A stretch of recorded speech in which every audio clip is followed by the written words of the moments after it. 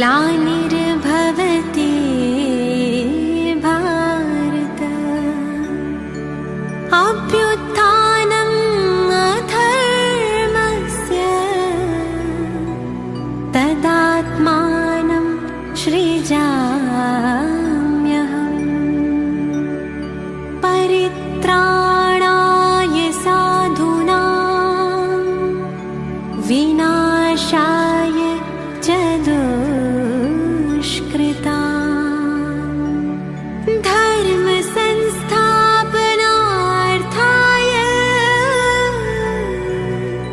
संभवामि संगम युगे।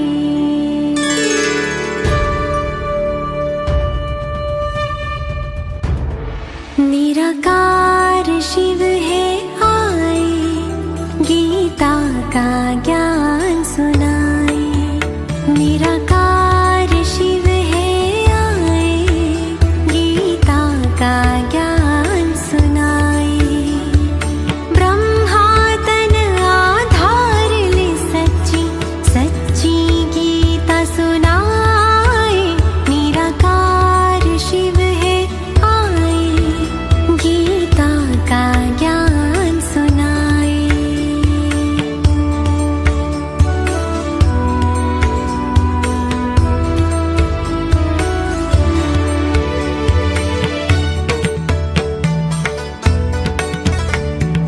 भ्रष्टाचार दुराचार मिटाने आए हैं शिव भारत में। भाग्य विधाता स्वयं पधारे, साधारण तन ब्रह्मा में। ब्रह्मा मुख से शिव की वाणी, जो गीता कहलाए। निराकार शिव है आए, गीता का ज्ञान सुनाए। निराकार शिव है आए, गीता का ज्ञान सुनाए। ओम शांति। श्रीमद् भगवद गीता के इस सुहाने सफर पे आप सभी का स्वागत है। सर्वशास्त्रमणि शिरोमणि श्रीमद् भगवद गीता स्वयं भगवान वाच। आइए एक नए पड़ाव की ओर आगे बढ़ते हैं, एक नए विषय की ओर हम आगे बढ़ते हैं। समय की पुकार। भगवान हमें ये जो संकेत दे रहा है, समय की पुकार, इस बात को हम समझने का प्रयास करें और अपने जीवन में इस समय के महत्व को जानकर आगे बढ़े। चलिए समय के बारे में स्वयं भगवान ने श्रीमद् भगवद गीता में क्या कहा है। समय हमें पुकार रहा है, अपने जीवन को पुनः निर्माण करने के लिए एक संकेत दे रहा है। तो आज हमारा विषय है समय, जिसे काल चक्र, सृष्टि चक्र भी कहा जाता है। कहा जाता है समय बड़ा बलवान है, समय पर किसी का भी जोर नहीं चलता है। अगर आज हम समय की पुकार को नहीं समझ पा रहे हैं, नहीं सुन पा रहे हैं, तो बाद में हमारे पास पश्चाताप के अलावा और कुछ भी हाथ में नहीं रह सकता। इसलिए आज मनुष्य आत्मा के सामने जब भी कोई परिस्थिति आती है, समस्या आती है, चुनौतियां आती है, तो वह एक संकेत देकर हमें सकारात्मक और नकारात्मक प्रत्युत्तर की मांग करता है। अगर हम समय के इशारों को समझकर सही तरीके से उत्तर देते हैं तो समय हमें आगे बढ़ा देता है। लेकिन वहीं पर अगर हम समय के इशारे को नहीं समझ पाते, समय की पुकार को अगर हम नहीं समझ पाते और विपरीत उत्तर जब हम दे देते हैं, तो वही समय बड़ा कठोर बन जाता है और समय जितने अच्छे लोग हैं उनको भी पछाड़ना शुरू कर देता है। और वो जो अनुभव होता है बड़ा ही खौफनाक, दर्दनाक होता है। इसीलिए तो कहा गया है कि आप अगर समय के अनुकूल परिवर्तन नहीं करेंगे तो समय आपको परिवर्तन करने के लिए मजबूर कर देगा, जो कि आज हम देख रहे हैं। आज संसार का कोई भी व्यक्ति परिवर्तन नहीं करना चाहता, परिवर्तन की इच्छा नहीं रख पाता, लेकिन ना चाहते हुए भी उसको समय के हिसाब से परिवर्तन होना पड़ता है। समय उसे मजबूर कर देता है परिवर्तन होने के लिए। इसलिए आज हम घरों में भी देखते हैं कि हम बार बार व्यक्ति को समझाने का प्रयास करते हैं कि सुधर जाए, परिवर्तन कर ले, अपने जीवन में ये भी सुख और शांति का अनुभव कर ले। लेकिन अंततः प्रयास करने के पश्चात भी अंत तक वो सुधरता नहीं है। जब नहीं सुधर पाता तो हम भी कहते हैं, क्या कहते हैं, कि इसे समय के भरोसे छोड़ दो, जिस दिन समय की मात पड़ेगी उस दिन स्वतः ये सीधा हो जाएगा। आज मनुष्यात्मा देह अभिमान के कारण अहंकार वश होकर परिवर्तन नहीं करना चाहता है। जब परिवर्तन नहीं करना चाहता तो समय भी महाकाल का स्वरूप धारण कर लेता है, और वही महाकाल का स्वरूप धारण करके व्यक्ति का सर्वनाश कर देता है। इसीलिए तो कहते हैं समय को कभी नष्ट ना करो। अगर हम समय को नष्ट करेंगे तो एक दिन आएगा समय भी हमें नष्ट कर देगा। ये हम सभी जान रहे हैं, समय जो है परिवर्तनशील है, और समय के साथ साथ संसार की हर एक वस्तु भी परिवर्तनशील है। ये बात हमें समझना पड़ेगा, स्वीकार करना पड़ेगा इस बात को। आज ये काल चक्र, आज ये कालखंड जिसमें हम जो समय आज हम व्यतीत कर रहे हैं, वो हमें बहुत ही अच्छा संदेश देना चाह रही है। वो एक विशेष परिवर्तन की मांग कर रही है। इस परिवर्तन को समझें और क्या हम अपने जीवन में परिवर्तन कर सकते हैं, इसके बारे में आप अवश्य विचार करें। महाभारत में एक बहुत ही अच्छी श्लोक कही गई है। कहा गया, आहारम भयम निंदम, आहारम भयम निंदम मैथुनम च समानितम पशु भिन्नम रणनम। आहार, भय, डर, मैथुन। आहार माना भोजन, भय माना डर, निंद्रा माना सोना, मैथुनम अर्थात मनुष्यात्माएं जो संतान की उत्पत्ति करती है।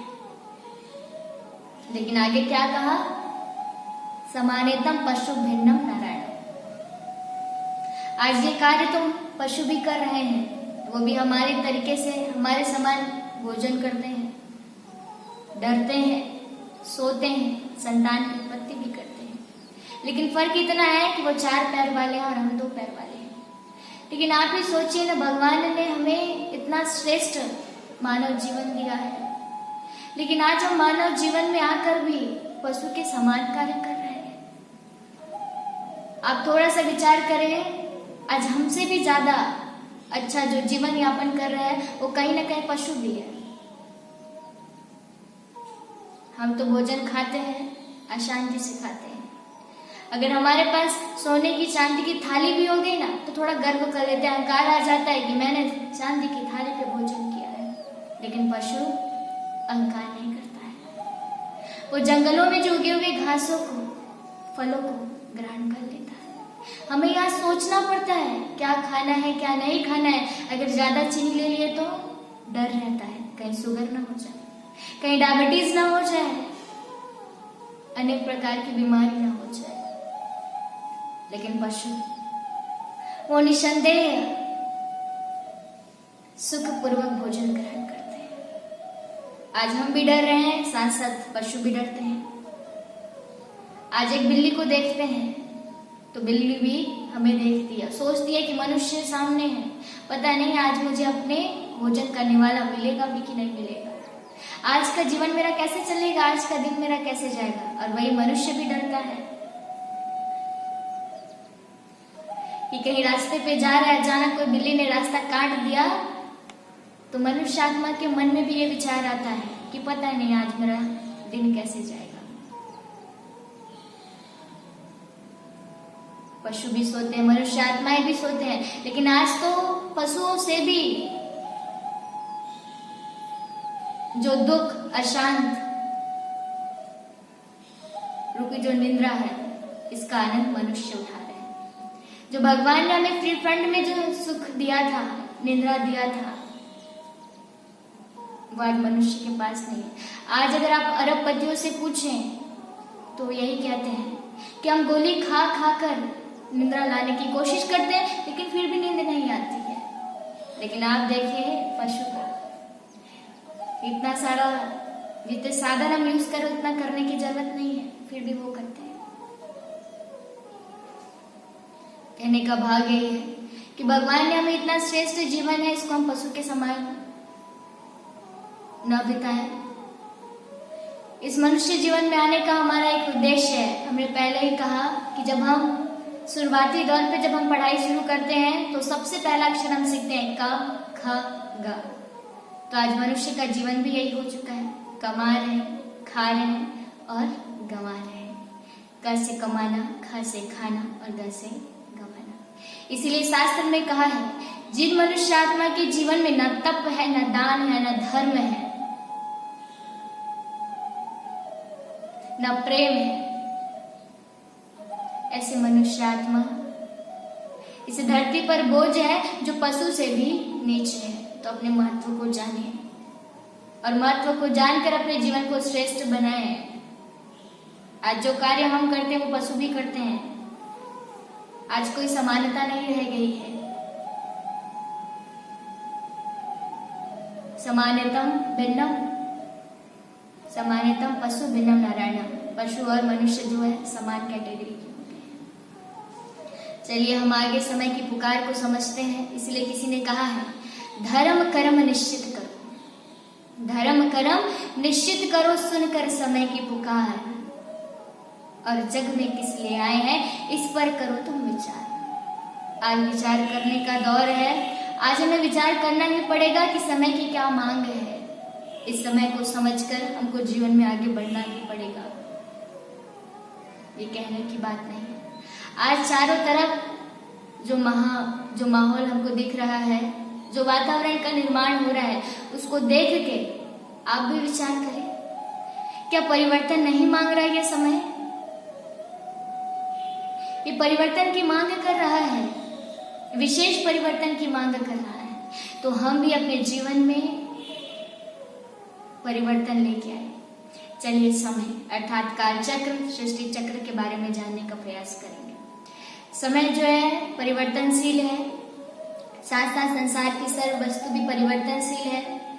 परिवर्तन होना, ये जो गति है वो निरंतर चलती ही रहती है। काल चक्र अनंत है, माना गतिशील, निरंतर ये चलता रहता है। हम देखते हैं दिन रात, सर्दी गर्मी, बदलती ऋतुएं, जन्म पुनर्जन्म, ये भी चक्र है। इसी प्रकार जो प्रकृति का भी चक्र है जो निरंतर चलते रहता है। आज समुद्र का पानी भाप का रूप ले लेता है, वही भाप बनकर बादल का रूप ले लेता है, और वही बादल बरसता है, पुनः बारिश होती है, पानी पुनः नदियों में जाता है, नदियों से पानी समुद्र में जाता है, और समुद्र से पानी भाप का रूप धारण कर लेती है, फिर वही भाप बादल का रूप धारण कर लेती है। ये निरंतर चलता रहता है। इसी प्रकार सृष्टि का चक्र भी निरंतर चलता ही रहता है। ये हमें समझना अति आवश्यक है। इसके लिए अवधि भी, निश्चित अवधि भी निर्धारित किया गया है, जिसे 5000 वर्ष का चक्र बताया गया है। लेकिन मुझे पता है आपके मन में ये विचार आ रहा होगा, ये सृष्टि चक्र 5000 साल का, जबकि हमने शास्त्रों में इसे लाखों वर्ष का सुना है। एक युग लाखों वर्ष का सुना है, लेकिन फिर ये 5000 वर्ष में सृष्टि चक्र 4 युगों में बटा है, सतयुग, त्रेता, द्वापर और कलयुग। ये कैसे 5000 वर्ष में हो सकता है? कहाँ लिखा है? क्या सबूत है? क्या प्रमाण है? ये आपके मन में अवश्य प्रश्न उठ रहे हैं। लेकिन अगर मैं आपसे पूछूं कि शास्त्रों में जो बात लिखी हुई है 1 लाख अनेक जो भी है, लाख वर्ष का जो वर्णन किया गया, इसका क्या सबूत है? सबूत है नहीं है ना। फिर भी हमने इसको स्वीकारा। कई बातों को सबूत देने की जरूरत नहीं पड़ती है, उसे स्वीकार करना पड़ता है। देखिए, दिन और रात का चक्र जो 24 घंटे का है, इसका भी कोई सबूत नहीं है, लेकिन मनुष्य आत्माओं की गणना के हिसाब से दिन और रात को 24 घंटे में निर्धारित किया कि 60 सेकंड का 1 मिनट होगा और 60 मिनट का 1 घंटा होगा। इस तरीके से 24 घंटा निर्धारित किया गया है। उसी प्रकार आप ही सोचिए ना, अगर 50 सेकंड का 1 मिनट हो और 50 मिनट का 1 घंटा, या 100 सेकंड का 1 मिनट और 100 मिनट का 1 घंटा, ये भी तो हो सकता है। इसमें जो दिन और रात का जो चक्र है वो कभी कम या ज्यादा नहीं होता। भले यहाँ पे सेकंड, मिनट या घंटे कम ज्यादा हो सकते हैं, लेकिन दिन और रात कभी भी कम नहीं हो सकता। ये निरंतर चलता ही रहेगा, जितनी उसकी अवधि है वो उतना ही रहेगा। कहने का भाव, आज मनुष्य आत्मा ने इसका तो कोई सबूत नहीं मांगा। कभी भी किसी मनुष्य की आत्मा के अंदर ये विचार नहीं चला कि सच में ये 24 घंटे का जो दिशा निर्धारित किया गया है, समय निर्धारित किया गया है, ये कहां से आया होगा। हमने कभी प्रश्न उठाया? अगर प्रश्न उठा तब भी इसका आंसर हमको नहीं मिला। जब आंसर नहीं मिला तो हमने इसको स्वीकार कर दिया, स्वीकार किया। उसी प्रकार आज हम जब बीज गणित बनाते हैं, जब थ्योरम बनाते हैं, तो क्या करते हैं? सपोज x, वापस x क्यों आया?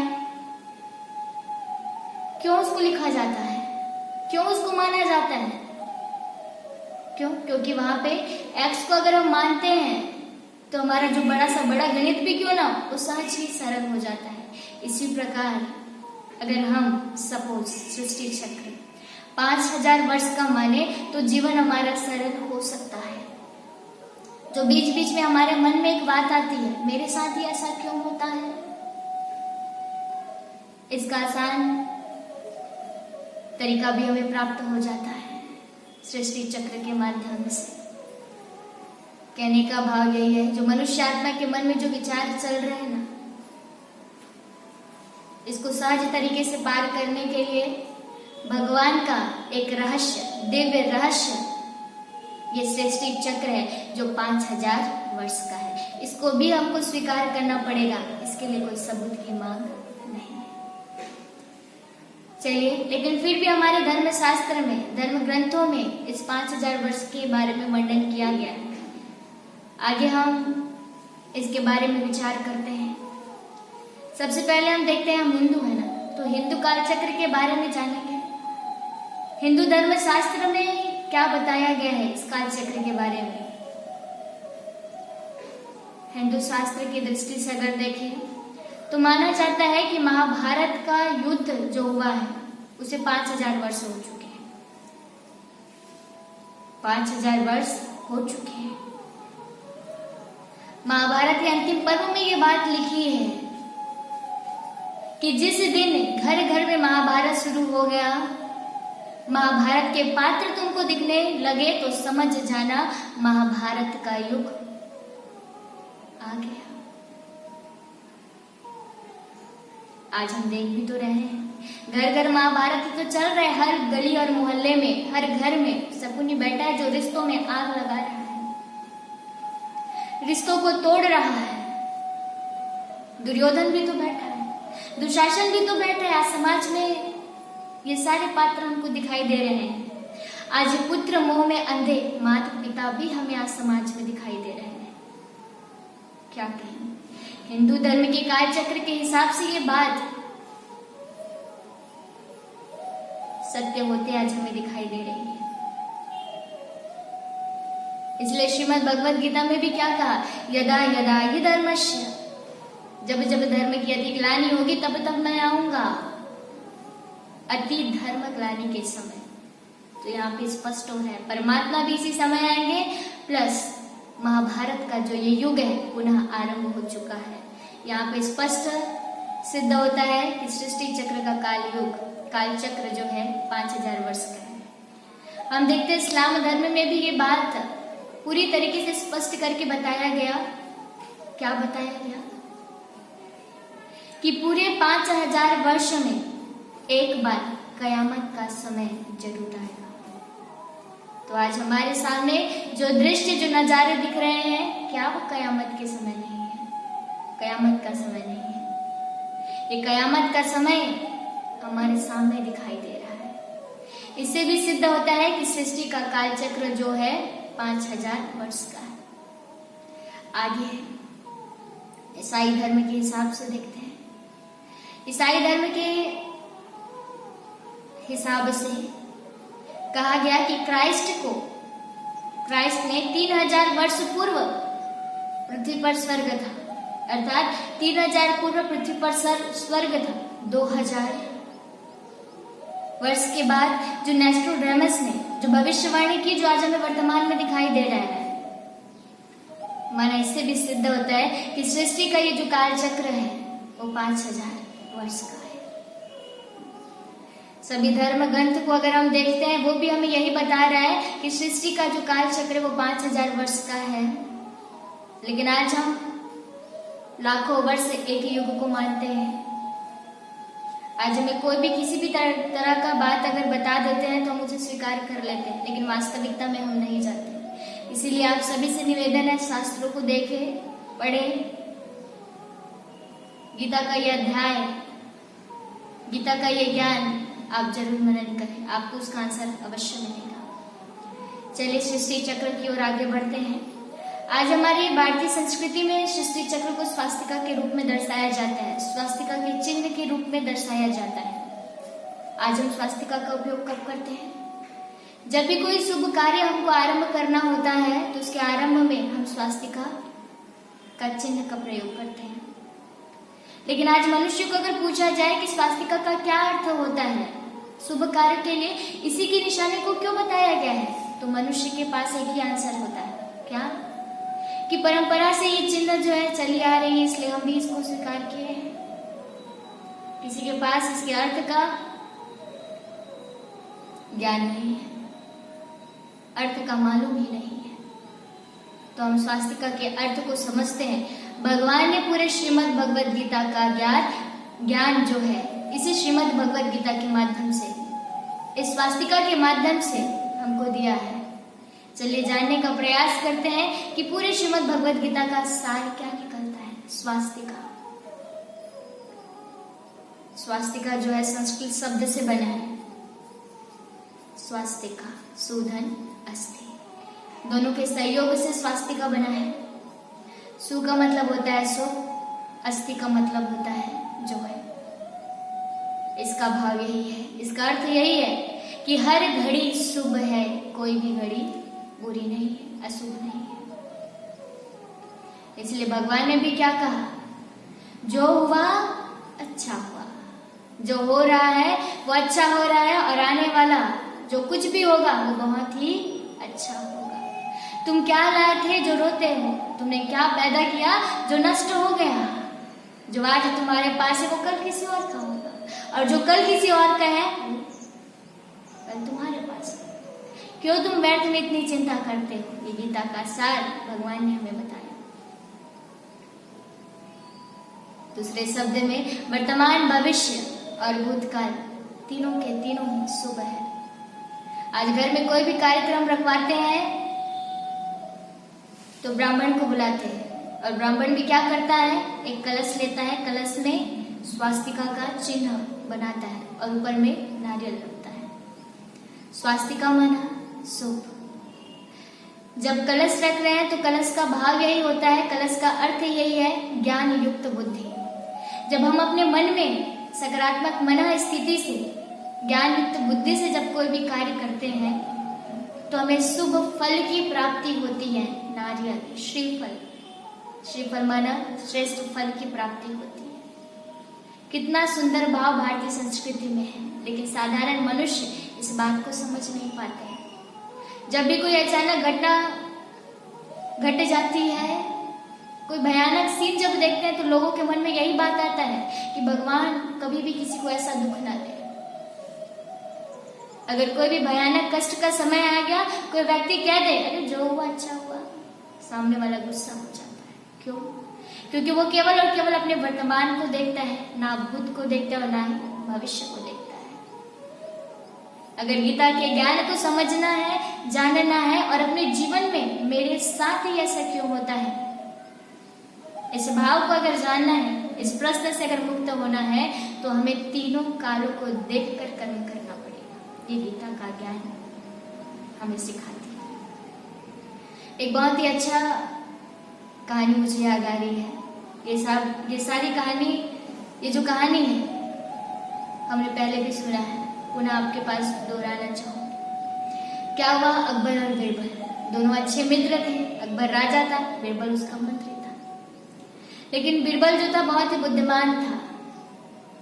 दोनों के दोनों गए जंगल शिकार करने के लिए। जैसे ही शिकार करने के लिए पहुंचे जंगल, शिकार करते करते अचानक अकबर की उंगली कट जाती है, खून निकलना शुरू हो जाता है। और जैसे ये खून को निकलते हुए बीरबल देखता है तो उसके मुख से एक वाक्य निकल आता है, क्या? अरे वाह, जो हुआ अच्छा हुआ। अब आप ही सोचिए, इस व्यक्ति का हाथ कटा है, सामने वाला अगर कह दे कि अच्छा हुआ, कैसे लगेगा उसको? गुस्सा आएगा। उसी प्रकार अकबर को भी बहुत गुस्सा आता है और बोलता है, बीरबल तू कैसा है? सहानुभूति जताने के बदले तू हंस रहा है और कहता है जो हुआ अच्छा हुआ। उसको बहुत गुस्सा आता है, तुरंत अपने सैनिकों को बुलाता है और कहता है ये बीरबल को कारागृह में बंद करो। सैनिक आते हैं, बीरबल को लेकर कारागृह की ओर आगे बढ़ते हैं। तब भी अचानक बीरबल के मुख से एक वाक्य निकलता है कि ये भी जो है बहुत अच्छा हो रहा है, मुझे कारागृह में डाला जा रहा है, ये भी अच्छा है, इसके पीछे भी कुछ ना कुछ अच्छा है। लेकिन यह बात तो अकबर की समझ में आ ही नहीं रही थी। दूसरे दिन जब बीरबल नहीं है तो अकबर को अकेले ही जाना पड़ा जंगल शिकार करने के लिए। जैसे ही अकबर जंगल में शिकार करने के लिए पहुंचता है तो उसे कुछ लोग जो जंगली लोग होते हैं उससे उसकी मुलाकात हो जाती है। और जंगली लोगों का एक उद्देश्य लेकर वो जंगल में भ्रमण कर रहे थे। उनका उद्देश्य यही था कि उनके सेठ ने, जो कबीले का उनका मालिक था, उन्होंने कहा था कि जाओ जंगल में और किसी नर को लेके आना, क्योंकि मुझे अपनी देवी को नर बलि चढ़ानी है। जंगली लोगों के हाथ में आ पहुंचा अकबर। अकबर को चारों तरफ से घेर लिया गया। जब घेरा गया तो अकबर बार बार पूछता है क्या हुआ, क्यों मुझे पकड़ रहे हो, क्यों लेके जा रहे हो, बार बार प्रश्न करता है। लेकिन जंगली लोग उसका कोई जवाब नहीं देते। अकबर मन ही मन में ये विचार करना शुरू कर देता है कि काश अगर बीरबल होता, क्योंकि बीरबल बुद्धिमान था, अगर काश अगर बीरबल होता तो कुछ न कुछ युक्ति से आज वो मुझे यहाँ से बाहर निकाल ही देता। लेकिन बीरबल तो था ही नहीं उनके पास, इसलिए वो अफसोस कर रहे थे और अपने भाग्य को कोसते हुए जंगली लोगों के साथ उनके साथ चले गए। अब जैसे ही जंगली लोग अपने कबीले में पहुंचे, जो कबीले का मालिक था उसको बताया कि हम नर को लेके आ गए हैं, आप देवी की बलि की तैयारी कीजिए। तैयारी सारी हो गई थी। जैसे अकबर को लेटाया गया, हाथ पे तलवार लेके उसके सर को कलम करने के लिए जैसे ही तलवार उठाया गया, अचानक वो जो कबीले का मालिक था उसकी नजर अकबर की उंगली में चली जाती है। और जैसे वो उंगली को देखता है, कहता है कि मैं ऐसे खंडित व्यक्ति को अपने देवी को बलि नहीं चढ़ाऊंगा। अकबर आश्चर्य खाता है कि आज इस उंगली की वजह से मेरा आज ये पूरा शरीर, मेरी जान बच गई। अकबर सच में सही बीरबल सच में सही कह रहा था कि जो हुआ अच्छा हुआ, आज इसी उंगली की बदौलत ही आज मेरी जान बच गई है। वो तुरंत राजमहल पहुंचा और तुरंत सिपाहियों को आदेश दिया कि कारागृह से बीरबल को निकालो। सिपाही गए, बीरबल को निकाल कर लेकर आए। बीरबल को सारी बात बताई कि तूने सही कहा था बीरबल, कि जो हुआ अच्छा हुआ, मेरी आज उंगली कटी तो मेरी जान बच गई, अगर नहीं कटी होती तो आज मैं तुम्हारे सामने नहीं होता। बीरबल कहता है अच्छी बात है, लेकिन अकबर के मन में प्रश्न आता है पुनः कि बीरबल ये तो मैं समझ गया कि मेरे साथ अच्छा हुआ, लेकिन तुम्हारे साथ क्या अच्छा हुआ? मैंने तो तुमको कारागृह में भेज दिया, वहां तो इतनी गर्मी होती है, खाना भी तुमको नहीं दिया गया, तुम्हारे साथ क्या अच्छा हुआ? तो बीरबल जो है मुस्कुरा कर कहता है अकबर मेरे साथ हुआ, मेरे साथ जो भी हुआ वो भी अच्छा हुआ। अकबर पूछता है कैसे? तो बीरबल जवाब देता है देखो महाराज, अगर आज मैं कारागृह में नहीं होता तो आज मैं आपके साथ होता, और आपके साथ मैं जंगल जाता, और जंगल में जाकर हम दोनों को, जैसे आपको वो जंगली लोग मिले वैसे ही हमको भी वो जंगली लोग मिलते। आपको तो छोड़ दिया जाता, जैसे कि आज आपको छोड़ दिया गया कि आपकी उंगली कट गई, आप खंडित हो, लेकिन मैं तो संपूर्ण हूँ, मेरी बड़ी चढ़ जाती, मानो मेरे साथ जो भी हुआ वो भी अच्छा हुआ। आपने मुझे सजा दिया वो भी अच्छा, मैं कारागृह में था वो भी अच्छा। कहने का भाव, ये जो स्वास्तिका का चिन्ह है, ये ज्ञान व्यक्ति के अंदर एक सकारात्मक और निर्भयता को उत्पन्न करती है, जिससे मनुष्य आत्मा के जीवन में जितनी भी चुनौतियां आती है वो सहज ही उससे पार कर लेता है, उससे सामना करने की उसके अंदर एक अद्भुत शक्ति आ जाती है। इसलिए तो गीता में भगवान ने कहा जो हुआ अच्छा हुआ, जो हो रहा है वो बहुत अच्छा हो रहा है, और जो होने वाला है वो बहुत बहुत बहुत अच्छा होगा। इसीलिए तो कहते हैं जिसने इस बात को समझ लिया उसके जीवन में ना दुख है, ना टेंशन है, ना क्रोध है। सुख और दुख जो है मन की स्थिति पे निर्भर करता है। अगर हमने अपने मन में ये बना लिया कि दुख है तो दुख का अनुभव होता है। अगर हमने अपने मन में ये बना लिया सारी चीज हमारे सामने है, सारी परिस्थिति हमारे सामने है, दुख का माहौल भी है, लेकिन अगर मन में एक विश्वास जगा ले कि जो कुछ हो रहा है इसके पीछे भगवान का कोई ना कोई कल्याण अवश्य छुपा है, तो हमारी मन स्थिति सुधर जाती है। ये होगा कालचक्र का अद्भुत रहस्य ज्ञान जो स्वास्तिका के माध्यम से भगवान हमें श्रीमद् भगवद गीता का सार समझाते हैं। अब चलिए समझते हैं सृष्टि चक्र की कहानी। मनुष्य आत्मा के अंदर इस सृष्टि चक्र को जानने की एक जिज्ञासा होती है। आखिर ये सृष्टि चक्र है क्या, ये किस तरीके से ये कार्य करता है, किस तरीके से ये चलता है, ये हर मनुष्य की आत्मा के मन में ये प्रश्न होता है। चलिए इसे जानने का प्रयास करते हैं। आप सभी ने स्वास्तिका देखा होगा। स्वास्तिका में 4 भाग होते हैं। चारों भाग हमें कुछ संदेश देते हैं। चारों भाग का मतलब यही है कि 4 युग है, सतयुग, त्रेता, द्वापर और कलयुग। इसका हर एक युग जो होता है 1250 युग का होता है। सतयुग 1250, त्रेता युग 1250, द्वापर युग 1250 और कलयुग भी 1250। जिस प्रकार दिन और रात में हम ये तय नहीं कर पाते हैं कि सबसे पहला पहर कौन सा है, दिन है या रात है, लेकिन हम अपने हिसाब से सतयुग को, दिन को हम पहला पहर मानते हैं। इसी प्रकार हम भी स्वास्तिका के चिन्ह में इसका ज्ञान नहीं है कि सबसे पहला युग कौन सा आया, लेकिन फिर भी हम इसको पहला पहर सतयुग को मानते हैं। स्वास्तिका आपने देखा है, स्वास्तिका के दाहिने ओर से पहला पहर अर्थात सतयुग का आरंभ होता है। दाहिने ओर अर्थात राइट हैंड, राइटलेस, सच्चाई और पवित्रता की दुनिया। जो दाहिना हाथ जो है हमें एक आशीर्वाद के हाथ के रूप में भी दर्शाता है।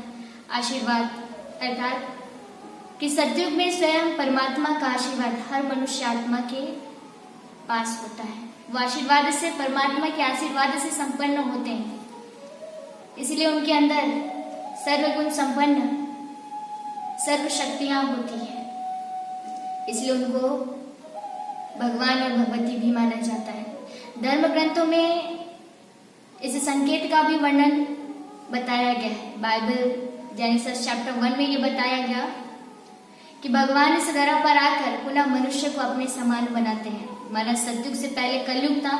भगवान अति धर्म ग्लानि के समय आकर मनुष्य के अंदर पुनः उन गुणों को जागृत करके, शक्तियों को जागृत करके उन्हें अपने समान बनाते हैं। गुरु नानक जी भी कहते हैं, मानस थे देवता ये करक ना लागी बनाए। हिंदू धर्म में भी एक ये बात कही गई है, नर ऐसी करनी करे जो नारायण बने और नारी ऐसी करनी करे जो लक्ष्मी बने। करने अर्थात श्रेष्ठ कर्म से ही नर कहाँ होता है, नारी कहाँ होती है? कलयुग में। यहाँ कलयुग में रहने वाले मनुष्य नर और नारी कहलाते हैं। लेकिन वही जब परमात्मा का ज्ञान हमें प्राप्त होता है, अपने गुणों को, अपनी शक्तियों को पुनः हम धारण करते हैं, तो हम कर्म श्रेष्ठ कर अपने आप को नर से नारायण और नारी से लक्ष्मी के पद को प्राप्त कर लेते हैं। ये सतयुग एक ऐसा युग है जहाँ पे एक मत, एक भाषा, एक धर्म और एक दैवी राज्य। इसलिए लोगों को सूर्यवंशी के इस युग को सूर्यवंशी युग भी कहा जाता है। सूर्य के समान संपूर्ण, कोई भी चीज की कमी नहीं। यहाँ प्रकृति हो, पशु पक्षी हो, चाहे देवी देवता हो, सर्वगुण संपन्न संपूर्ण पवित्रता के साथ रहते हैं। एक घाट में गाय और शेर पानी पीते हैं, ऐसी पवित्रता की दुनिया जिसके गायन में कहा जाता है 16 कला संपूर्ण, संपूर्ण निर्विकारी, मर्यादा पुरुषोत्तम, अहिंसा परमो धर्म। यह हमारा सतयुग है। ये सतयुग की प्राप्ति हमें तभी होगी जब भगवान के परमात्मा ज्ञान को हम अपने जीवन में हम धारण करेंगे। स्वास्तिका का ये दाहिनी ओर का जो भाग है वो सतयुग का भाग है, जहाँ पे श्री लक्ष्मी और नारायण का राज्य चलता है। अब चलिए धीरे धीरे पहिया घूमते गया, समय का काल ढलते गया, त्रेता युग आया।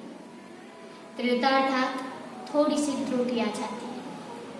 सतयुग में हम 16 कला संपूर्ण कहलाते हैं, लेकिन जैसे ही त्रेता युग में आते हैं तो 2 कला हमारी कम हो जाती है, 14 कला।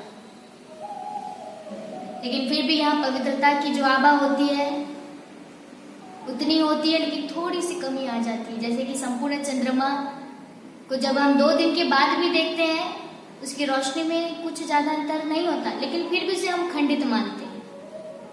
उसी प्रकार त्रेता युग जो सत्य प्रधान दुनिया थी, सत्युग, लेकिन जैसे ही त्रेता युग में आया थोड़ा सा अंतर आ जाता है, लेकिन फिर भी वहां पवित्रता, सुख, शांति सब कुछ होता है। वो सत्व प्रधान से सत्व के रूप में आ जाता है, फिर भी उसे स्वर्ग ही कहा जाता है। इसलिए इसको चंद्रवंशियों का युग कहा गया। यहाँ श्री रामचंद्र जी का, सीता जी का राज्य है, इसीलिए श्री रामचंद्र कहकर श्री राम जी को पुकारते हैं। और यहाँ ये भी बताया गया है कि जो श्री रामचंद्र जी हैं अपने मस्तक पे सूर्य का तिलक लगाते हैं। माना जो श्री रामचंद्र के जो पूर्वज थे वो सूर्यवंशी थे सतयुग में, लेकिन जैसे समय का पहिया ढलता गया त्रेता युग में आई तो थोड़ी सी कमी आ जाती है। चलिए पुनः धीरे धीरे आगे बढ़ते हैं। समय काल चक्र ढलते गया। द्वापर युग की बारी आई। दाहिने स्वास्तिका का दाहिना जो सिरा है वो खत्म होकर दाएं से बाईं ओर मुड़ने लगा। माना सत्यता और एकता में कमी आने लगी। द्वापर युग, द्वापर अर्थात 2 परों का युग, जहाँ पे सत्यता भी और असत्यता भी, जहाँ पे 2 सत्ताएं काम करना शुरू कर देती है, एक धर्म सत्ता और दूसरा राज्य सत्ता। द्वापर युग 2 परों का युग। शास्त्रों में ये गायन भी है कि ब्रह्मा के दिन और ब्रह्मा की रात। ब्रह्मा के दिन अर्थात सतयुग और त्रेता, लेकिन ब्रह्मा की रात अर्थात द्वापर और कलयुग। द्वापर के पश्चात, त्रेता के पश्चात जब द्वापर युग आता है तो जो देवी देवताएं हैं उनके अंदर जो कलाएं होती है वो पुनः कम होते होते द्वापर युग में बहुत ही कम हो जाती है। सत्यता होते हुए भी असत्यता, बुराई की प्रवेशता शुरू हो जाती है। इसलिए शास्त्रों में कहा गया कि जैसे ही ब्रह्मा की रात होती है तो देवी देवता वाम मार्ग में चले गए। लेकिन कई मनुष्य आत्मा के मन में ये प्रश्न आता है कि देवी देवताओं ने ऐसा कौन सा कार्य किया होगा जिसकी वजह से उनकी जो सीढ़ी थी ऊपर से नीचे उतरती गई। वास्तव में देखा जाए तो ये कर्म की बात नहीं है, ये प्रकृति का, समय का, सृष्टि चक्र का एक परिवर्तन, एक नियम है जो परिवर्तन होना निश्चित है। द्वापर युग में मनुष्य आत्माओं के अंदर परिवर्तन होना शुरू हो जाता है क्योंकि धर्म की ग्लानि इसी द्वापर युग में आरंभ हो जाती है। इसीलिए तो कहते हैं दुख में सुमिरन सब करे, सुख में करे ना कोई, जो दुख में सुख में सुमिरन करे सो दुख का है। अगर सुख में थे, अगर भगवान को अगर हम याद करते तो दुख आता ही नहीं, लेकिन हमने सतयुग और त्रेता में भगवान को याद नहीं किया, इसलिए दुख आया। अब प्रश्न यहाँ पे ये भी उठता है कि किस परमात्मा को हम याद करें। अभी अभी क्या कहा, सुख में सुमिरन करें। अगर सुख में अगर हम सुमिरन करते भगवान को तो दुख आता नहीं, तो सुख में हम ही देवी देवता थे, तो भगवान तो कोई और हुआ नहीं। जो हमने पिछले एपिसोड में आपको बताया, कवि पुराणम अनुशासितारम अनूनम अनुस्मेरिता अचित्य रूपम आदित्य वर्णम तमसा परिस्ताता। मैं परमात्मा, अजन्मा, अभोक्ता, अलौकिक, जिसे आज हम शिव के रूप में, शिवलिंग के रूप में भारत देश के चारों दिशाओं में मानते हैं, उस परमात्मा की याद। द्वापर युग से परमात्मा, परम पिता, निराकार परमात्मा शिव की लिंग के रूप में पूजा करना द्वापर युग में शुरू हो जाता है। साथ साथ देवी देवताओं का जो युग होता है उस समय ताजा होता है, इसलिए उनकी मंदिर बनाकर उनकी भी पूजा पाठ करना शुरू कर देते हैं। आज मनुष्य को अगर पूछे, किसी संत का भी मंदिर बना देते हैं, पूछते हैं कि आप क्यों बनाए, उन्होंने वो कहते हैं ये हमसे भी श्रेष्ठ थे इसीलिए हम इनकी पूजा करते हैं। उसी प्रकार देवी देवताओं को भी मनुष्य आत्मा से अपने से श्रेष्ठ मानता है, इसलिए उनकी मंदिर बनाता है। इस युग में मंदिरों का निर्माण होना शुरू हो जाता है, पूजा पाठ, अनेक जप तप, ये सारी विधियां शुरू हो जाती है। जब मनुष्य आत्मा भगवान को पुकारने लगते हैं तो भगवान ने क्या कहा है श्रीमद् भगवद गीता में, यदा यदा ही धर्मस्य ग्लानिर्भवति भारत। जब जब ग्लानि होगी, अति ग्लानि होगी तब आऊंगा, लेकिन द्वापर युग में इतनी ग्लानि नहीं होती है। धर्म की इतनी ग्लानि नहीं होती तो उनके आने का समय ही नहीं होता है, लेकिन भगवान अनसुना भी तो नहीं कर सकते हैं। भगवान अपने भक्तों की मनोकामनाओं को पूर्ण करने के लिए अपने पैगंबरों को भेजते हैं, अनेक महान आत्माओं को भेजते हैं, ताकि मनुष्य आत्मा के अंदर सद्गुण, सर्वशक्तियां आ सके इस पैगाम के माध्यम से। सर्वप्रथम इस्लाम धर्म, उसके बाद महात्मा बुद्ध जी आए, उसके बाद जीसस क्राइस्ट जिन्होंने क्रिश्चियन धर्म की स्थापना की। ये सभी पैगंबर हैं। इन्होंने कभी ये नहीं कहा कि मैं भगवान हूँ, उन्होंने यही कहा कि मैं भगवान का पैगंबर हूँ। इसलिए सर्व जो भी धर्म है उसका मूल सिद्धांत भी यही है कि धर्म जो है हमको लड़ना नहीं सिखाता, ना ही बुराई करना सिखाता है। इस्लाम धर्म के प्रवर्तक इब्राहिम जी, जैसे जैसे ये धर्म वाले जिस भी धर्म में आए, उन्होंने अपने धर्म में एक रचना की, समय को ध्यान में रखते हुए उन्होंने देखा कि संसार में जीवन जीने की कला, जीवन जीने का जो सिद्धांत है वो दिखाई नहीं दे रहा, इसलिए उन्होंने जीवन जीने की कला, जीवन जीने का सिद्धांत बनाया। महात्मा बुद्ध जी ने भी अपनी समाज में, अपने धर्म में उन्होंने भी दो चीजों की कमी देखी लोगों के अंदर, कर्म भ्रष्ट और धर्म भ्रष्ट। धर्म का नाम ही नहीं, धर्म जो है भ्रष्ट होते ही जा रहा है, लोगों के अंदर दया की कोई भावना ही नहीं। उन्होंने इसीलिए कहा दया ही धर्म है, हर प्राणी मात्र के लिए मन में दया की भावना रखो। लेकिन अफसोस, महात्मा जी ने जो शिक्षा दी, आज धर्म वाले, कोई भी धर्म, उन शिक्षाओं को ना मानते हुए भले महात्मा जी को मानते हैं, लेकिन महात्मा जी की कोई नहीं मानता, अर्थात उसकी शिक्षा को कोई नहीं मान रहा है। क्राइस्ट में भी, क्रिश्चियन धर्म में भी 2 चीजों की कमी देखी गई कि लोगों के अंदर झूठ का बोलबाला चल रहा है। दूसरा चीज कि लोगों के अंदर प्रेम की भावना ही नहीं है, चारों तरफ नफरत ही नफरत है। इसलिए उन्होंने कहा सत्य ही ईश्वर है और प्रेम ही ईश्वर है। इसीलिए धर्मों का भगवान ने स्थापना किया द्वापर युग के अंत में। अब धीरे धीरे पहिया ढलता गया, अब आया कलयुग का, जिसे कलह कलेश की दुनिया कहा जाता है, जहां लोगों के अंदर अति भ्रष्टाचार, शिष्टाचार, पापाचार, धर्मग्लानि, भगवान के नाम से धर्मग्लानि, कि परमात्मा जो है कण कण में व्याप्त है, परमात्मा ठिक्कर बिस्तर पे है। आज अगर आपको बोल दे आप कुत्ता, आपको क्या आपको बुरा नहीं लगेगा? लेकिन आज हम क्या कहते हैं, कुत्ते में भी भगवान है तो बिल्ली में भी भगवान है। यही तो धर्मग्लानि का समय है। इतना धर्मग्लानि चल रहा है, कलयुग, और इसी को रावण राज्य भी कहा जाता है।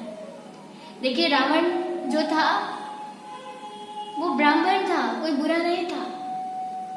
वो चारों वेदों का ज्ञाता था, ब्राह्मण था, तपस्वी भी था। कहते हैं कि रावण जो है, रावण के पास 10 लोगों से भी ज्यादा, 10 लोगों के समान उनके पास बुद्धि थी। वो बहुत शक्तिशाली थे, उनकी जो बुद्धि थी बहुत शक्तिशाली थी। इसलिए उन्होंने अपने घर पे, अपने महल पे प्रकृति को भी दासी बना के रखा था। इंद्रदेव जी को अपने महल में पानी भरने के लिए रखा था, रोज पानी भरवाता था। पवन देव जी को पंखे हिलाने के लिए रखा था, अग्निदेव जी को खाना बनाने के लिए रखा था। रावण जो था बहुत शक्तिशाली था, उसके पास अस्त्र शस्त्र भी बहुत थे, कोई चीज की कमी नहीं थी। तीसरी बात, जो रावण जो था उसके पास धन भी भंडार था, अकूट धन था, सोने की लंका थी उसके पास। और चौथी बात कि रावण बहुत बड़ा भक्त था शिव का, बहुत पूजा पाठ करते था। आज जीवन में जीने के लिए 4 चीजों की आवश्यकता होती है, अर्थ, धन, बुद्धि और भक्ति। यही तो 4 चीजें मनुष्य को चाहिए होता है। वो सारी चीजें रावण के पास था, लेकिन आप सोचिए ना, इतनी सारी अच्छी चीज होने के बावजूद भी उसका सर्वनाश हो गया, उसका पतन हो गया। क्या कारण होगा? इतना भरपूर था। उसके पास केवल 2 चीजों की कमी थी, 2 चीजों की कमजोरी थी। पहला, वो बहुत ही अहंकारी था, जो अहंकार था वो बहुत ही चरम सीमा पर थी। और दूसरा, चरित्रहीन था, इसीलिए आज उसका जीवन खत्म। अब अगर हम उस रावण की कल्पना हमसे करते हैं, आज मनुष्य आत्माओं के साथ करते हैं, कहते हैं कि प्राणी जगत में सबसे बुद्धिमान व्यक्ति है, मनुष्य है, क्योंकि प्राणी जगत में मनुष्य आत्मा के पास ही बुद्धि है, बहुत ही विद्वान है। इसलिए तो अनेक उन्होंने आविष्कार किए हैं, बिजली का, नदियों में चलने वाले जहाज का निर्माण कर दिया, समुद्र में चलने वाले जहाज का निर्माण कर दिया, अनेक निर्माण किया है। आज मनुष्य भी तो प्रकृति को दासी बनाकर घूम रहा है। आज एक नल को घुमाते हैं, इंद्रदेव जी प्रकट हो जाते हैं। आज एक बटन दबाते हैं, पवन देव जी प्रकट हो जाते हैं, हमें शीतल हवाएं देते हैं। आज घर घर में सिलेंडर है, अग्निदेव जी है, एक लाइटर मारते हैं, अग्निदेव जी प्रकट हो जाते हैं। तो आज हमने भी तो प्रकृति को दासी बनाया है। दूसरी बात, रावण क्या था? बहुत शक्तिशाली था, उसके पास अनेक अस्त्र शस्त्र थे। तो आज मनुष्य आत्मा के पास भी तो अनेक शस्त्र हैं, अनेक मिसाइल्स हैं, ब्रह्मास्त्र हैं। ये सारे मिसाइल्स मनुष्य आत्मा ने ही बनाए हैं। तीसरी बात, रावण जैसे धनवान था, उसके पास सोने की लंका थी। आज देखिए बड़े शहरों में आप जाकर, रात की चांदनी रात में जब ऊपर छत में आप जाएंगे ना, तो सारा संसार कोई लंका से कम नहीं दिखता है। आज मनुष्य भी पूजा पाठ करता है, हर गली में आपको धर्म ग्रंथ पढ़ते हुए मंदिरों का निर्माण आपको दिखेगा। आज मनुष्य भी तो बहुत भक्ति कर रहा है, मनुष्य के पास भी धन है, अर्थ है, बल है, बुद्धि और भक्ति है, दोनों समान है। लेकिन उस रावण के पास दो चीजों की कमी थी। तो आप भी सोचिए, कहीं वही दो चीज की कमी हमारे अंदर भी तो नहीं है? कहीं हमारे भी अहंकार अपनी चरम सीमा पर तो नहीं है? या हम भी कहीं चरित्रहीन तो नहीं है? अगर ये दोनों क्वालिटी अगर हमारे अंदर होगी तो आप अपने मन में एक गांठ बांध ले, स्वीकार कर ले कि हमारा भी रावण के समान सर्वनाश हो जाएगा। ये है कलयुग, ये है रावण का राज्य, इसीलिए इसको रावण का राज्य कहा जाता है। इसलिए आप सभी से निवेदन है कि रावण के राज्य में अब राम राज्य। देखिए महात्मा गांधी जी ने भी क्या कहा, मुझे अपने भारत को राम राज्य की तरह बनाना है, मैं राम राज्य का स्वप्न देखता हूं, मेरा भारत राम राज्य बन जाए। जो स्वर्ग कहलाता था, ऐसे राम राज्य की कल्पना हमारे महात्मा गांधी जी ने की। अनेक महान संतों ने किया कि हमारा भारत देश पुनः स्वर्ग बन जाए।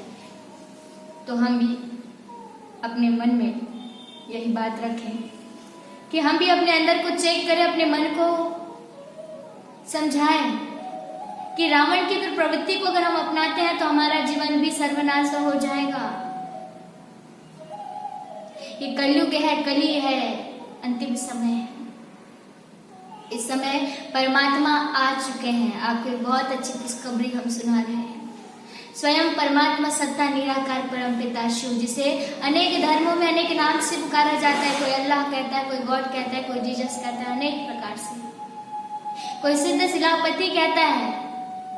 वो परमात्मा निराकार परम पिता परमात्मा शिव इस धरा पर आ चुके हैं और गीता का ज्ञान वो हर घर हर एक गली में बांट रहे हैं। तो आप भी इस गीता ज्ञान का लाभ उठाएं और लाभ उठाकर अपने जीवन को आगे बढ़ाएं। प्रदीप जी की आपने गीत सुना होगा, देख तेरे संसार की हालत क्या हो गई है भगवान, कितना बदल गया है इंसान, कहाँ था और आज कहाँ आकर गिर पड़ा है।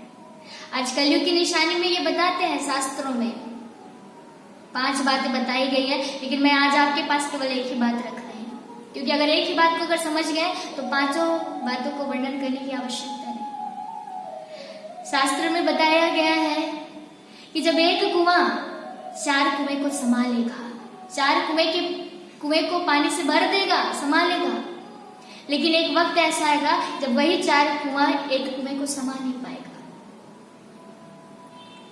ये कोई कुएं की बात नहीं हो रही है, ये चैतन्य कुओं की बात हो रही है। आज एक माता पिता अपने 4 बच्चों को पाल कर, पोस कर, बड़ा कर, शादी ब्याह कराकर नौकरी में लगा देते हैं। जितना धन होता है उसी में, लेकिन जैसे ही माता पिता अपने बच्चों के लिए सब कुछ कर देता है, जब वही बच्चा बड़ा होता है तो उस एक माँ बाप को स्वीकार नहीं कर पाता। भाई भाई के बीच में लड़ाई होना शुरू हो जाता है, कहता है भाई 2 महीने तू रख, 2 महीने मैं रखता हूं। यही तो है, जब एक कुआं 4 कुएं को संभाल लेगा, लेकिन 4 कुएं को संभाल नहीं पाएगा। एक बहुत ही अच्छा कहानी मैं आपके सामने रखती हूँ। आप सभी जो है मदर टेरेसा जी को जानती हैं। अगर आज ये कलयुग नहीं आता तो वो संत मदर टेरेसा नहीं बनती। मदर टेरेसा तो एक साधारण थी जो मिशनरी स्कूल में पढ़ा रही थी, लेकिन एक बार क्या हुआ, वो अपनी सिस्टर के साथ सुबह सुबह प्रातः काल कहीं घूमने जा रही थी। तब अचानक उसको एक आवाज सुनाई दी करहाने की। बहुत ही दर्द भरा था वो आवाज आ रही थी, मुझे बचाओ, मुझे बचाओ, ऐसा दर्द भरा आवाज आ रहा था। मदर टेरेसा बार बार पीछे मुड़कर देखती थी आखिर ये आवाज आ कहां से रहा है, लेकिन वो आवाज उनको दिखाई नहीं देता था। वो आवाज कहां से आ रहा है, किस मनुष्य आत्मा से आ रहा है, उनको समझ नहीं आ रहा था। फिर आगे चलना शुरू किया, लेकिन जैसे ही चलती गई पुनः वही कराने की आवाज सुनाई दिया, मुझे कोई बचा लो, मैं मरना नहीं चाहता, मुझे कोई बचा लो। जैसे आगे बढ़ी तो उन्हें एक कचरे का डिब्बा दिखा और उसी कचरे के डिब्बे में एक बूढ़ा व्यक्ति पड़ा हुआ मिला, और इस तरीके से पड़ा था कि वो हिल भी नहीं पा रहा था। उसके शरीर को चूहे नोच रहे थे, उसे कुष्ठ रोग हो गया था, इतना तड़प रहा था, इतना तड़प रहा था। जैसे ही मदर टेरेसा देखती तो पूछती, क्या हुआ, आपकी हालत ये किसने किया है?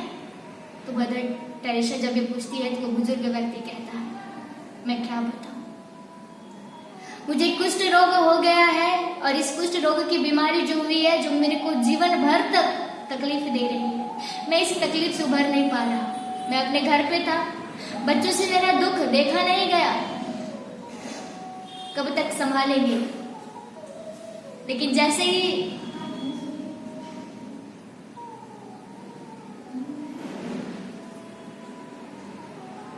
उन्होंने कहा तो मदर टेरेसा बोलती, दुख देखा नहीं गया मतलब? तो बूढ़ा व्यक्ति जबान लड़खड़ाते हुए बोला कि क्या बताऊं, मेरे बच्चे अभी भी मुझे कचरे के डिब्बे में डाल के गए हैं और कह के गए हैं कि बूढ़ा मरता भी नहीं है और हमें जीना भी देता है, इसलिए मुझे कचड़े के डिब्बे में, कूड़े के डिब्बे में डाल कर गए हैं।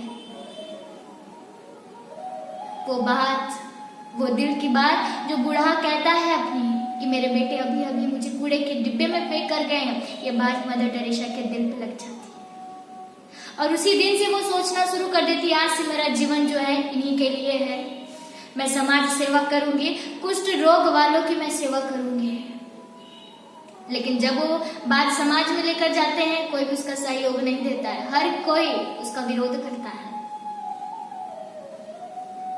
ये तुम क्या कर रही हो, ये तुम्हें नहीं करना चाहिए, अनेक प्रकार की बातें उन्हें कहते हैं। लेकिन मदर टेरेसा ने ये ठान लिया कि नहीं, मुझे अपने जीवन को श्रेष्ठ बनाना है, और श्रेष्ठ बनाने का यही एक माध्यम है, समाज सेवा। मुझे उन सारे बूढ़े जो भी कुष्ठ रोग वाले मनुष्य आत्मा है, उनकी मैं सेवा करूंगी। तब से वो संत मदर टेरेसा से संत मदर टेरेसा बन गए। अब बताइए, क्या ये कलयुग कहती नहीं है, जहाँ माँ बाप अपने बच्चों को इतना पढ़ा लिखा कर बड़ा करके हर एक मनोकामनाओं को पूरी कर देता है, लेकिन वही बच्चा जब बड़ा होता है, संग दोष में आ जाता है या कोई पत्नी आ जाती है, तो उस माँ बाप को, जिस माँ ने 9 महीने गर्भ में रखा, उस माँ की एक भी बात सुनने के लिए वो तैयार नहीं होता है। जब वो छोटा था बच्चा, तो माँ बार बार उसके पीछे भागती थी, बार बार उसे जब बच्चा परेशान करता था, फिर भी माँ परेशान नहीं होती थी। लेकिन आज वही माँ जब बूढ़ी हो जाती है, तो बच्चे को कहती है कि बच्चा मेरे लिए ये कर देना, मेरे लिए ये कर देना। वही बच्चा क्या हो जाता है, परेशान हो जाता है और कहता है मैं तुम्हें यहाँ रखने वाला नहीं हूँ, सीधा उसे लेकर जाता है वृद्धाश्रम। आप सोचिए ना, आज दुनिया में वृद्धाश्रम खुलने की जरूरत ही क्या थी? आज हॉस्पिटल खुल रहे, पुलिस थाने खुल रहे, सोचते हैं वृद्धाश्रम खुल रहा है, अनाथ आश्रम खुल रहे हैं, तो हम सोचते हैं कि दुनिया बढ़ रही है। नहीं, दुनिया डूब रही है। यह थी धर्मग्लानि का समय, इससे बड़ा धर्मग्लानि और क्या हो सकता है? जब माता पिता को सम्मान नहीं मिल रहा है, माँ कुछ भी बोले बच्चे से ऊंची आवाज में जवाब मिल जाता है। इसलिए ये समय की पुकार है कि अपने आप को समझना है और अपने आप को समझकर अपने जीवन को सही दिशा में लेकर जाना है कि हम एक आत्मा है, हमारा स्वधर्म ही है सुख, शांति, प्रेम, आनंद, पवित्रता, सबको सम्मान देना, सबसे प्यार से रहना। लेकिन आज हम क्या कर रहे हैं? आज हर किसी से मिलते हैं तो नफरत की भावनाएं पैदा हो गई है। आप सभी से निवेदन है कि आज घरों में जो वेद शास्त्र रखे हुए हैं, उसे कपड़ों में दबा दबा कर, कपड़ों में बांध बांध कर ना रखें, उसे निकाले और इतना फाड़ दे। आज देखिए, जो बच्चा पढ़ता है उसकी कॉपी और बुक फटी फटी रहती है। तो आज हमें भी जरूरत है कि इस वेद शास्त्र को निकाले, गीता, श्रीमद् भगवद गीता के ज्ञान को निकाले और उसे पढ़े। इस तरीके से कपड़े में बांध बांध कर रखेंगे तो काम नहीं चलेगा। हम चाहेंगे परिवर्तन हो जाए और इधर हम कोशिश ही नहीं कर रहे हैं। आज आप देख लिए माहौल क्या दिखाई दे रहा है। एक ऐसी महामारी बीमारी आई है, हर कोई चाहता है कि इससे हमें शांति मिले, इससे छुटकारा मिले, लेकिन क्या इस शांति को अपनाने के लिए कोई भी मनुष्यात्मक कदम उठा रहा है? कोई भी मनुष्य आत्मा इसके लिए कदम नहीं उठा रहा है। तो समय की पुकार है, आप सभी से निवेदन है, उन माता पिता का सम्मान करें जिसने हमको जीवन दिया है। उन सर्व मनुष्य आत्मा का सम्मान करें और सबसे बड़ा सम्मान उस परमात्मा का करें जिसने हमको ये जीवन दिया, खाने के लिए खाना दिया, पहनने के लिए कपड़े दिए, रहने के लिए घर दिया है। आज जो कुछ भी है उसी की तो बदौलत है। तो चलिए उस परमात्मा को, माता पिता को दिल से याद करते हैं, दिल से उन माता पिता को याद करें जिनका दिल हमने बहुत दुखाया, और उस परम सत्ता परमात्मा को भी याद करें जिसका दिल हमने बहुत दुखाया। हर कण कण में कह दिया, क्या उसका अपमान फिर नहीं होता है? इस भावनाओं के साथ उनको याद करें और उनसे माफी मांगे। मुझे इस दुनिया में लाया, मुझे बोलना चलना सिखाया, ओ मात पिता तुम्हें बंधन, मैंने किस्मत से तुम्हें पाया। मुझे इस दुनिया में लाया, मुझे बोलना चलना सिखाया, ओ मात पिता तुम्हें बंधन, मैंने किस्मत से तुम्हें पाया।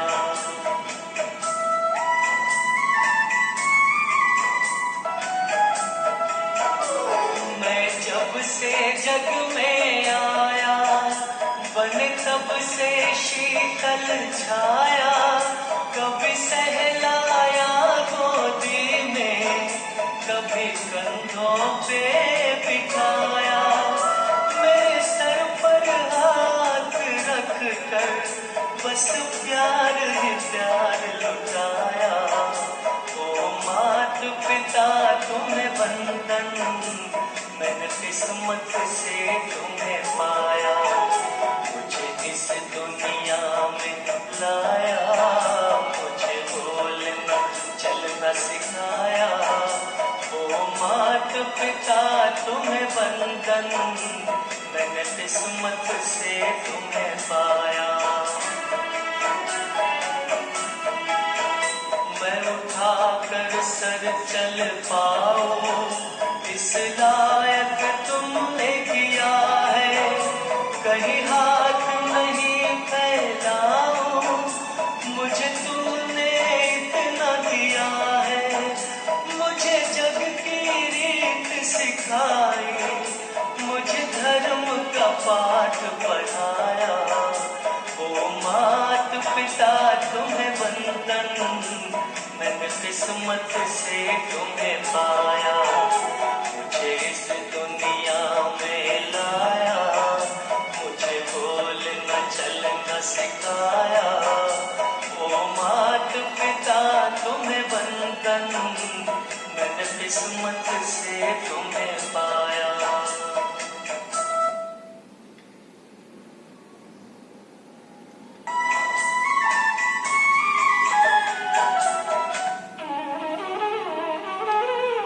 आप सभी से निवेदन है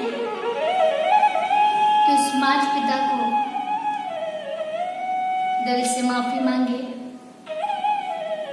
उस परमात्मा से माफी मांगे जिसका दिल हम पग पग में दुखाते ही रहते हैं। ये समय की पुकार है, कहीं ऐसा ना हो कि हमारे कर्म इस तरीके से हो जाए कि जिस प्रकार रावण का सर्वनाश हुआ है उसी प्रकार हमारा भी नाश हो जाए। आप सभी से निवेदन, समय की पुकार को समझें और परमात्मा के ज्ञान को केवल सुने ही नहीं, उसे जीवन में धारण भी करें। तब महात्मा गांधी जी ने सपना देखा था राम राज्य की, लेकिन अब हम श्री कृष्ण के राज्य की सपना देखेंगे, स्वर्ग के राज्य की सपना देखेंगे। श्री कृष्ण जैसा युग हो, 16 कलाओं से हम संपूर्ण बन जाए, सब कुछ संपन्न हो। ओम शांति।